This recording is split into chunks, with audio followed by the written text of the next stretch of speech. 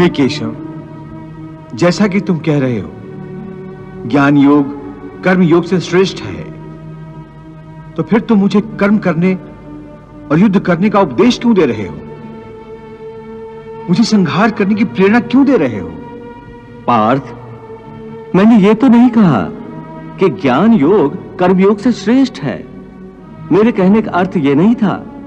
तुम्हें धोखा हुआ है। हे पार्थ, जैसे साधारण दृष्टि से देखने पर एक नगर में दो आने वाले रास्ते हों, एक पूरब से आ रहा हो, दूसरा दक्षिण से आ रहा हो, परंतु जिस तरह वो दोनों रास्ते अलग अलग दिशाओं से आते हुए एक ही नगर में पहुंचते हैं, उसी तरह ज्ञान योग और कर्म योग दो अलग अलग साधन हैं, परंतु उनका लक्ष्य एक ही है। और दोनों मार्गों से साधक ब्रह्म को ही पाता है।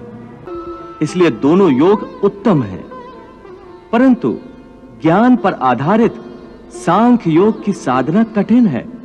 इसके मुकाबले कर्म योग की साधना आसान है। हे अर्जुन, मैंने पूर्व काल में भी इस लोक में रहने वालों के लिए दो प्रकार की निष्ठा कही थी, ज्ञानियों के लिए अथवा सन्यासियों के लिए ज्ञान योग की, और योगियों अर्थात कर्मयोगियों के लिए कर्म योग की। ये दोनों रास्ते प्राणी को भगवान तक ले जाते हैं।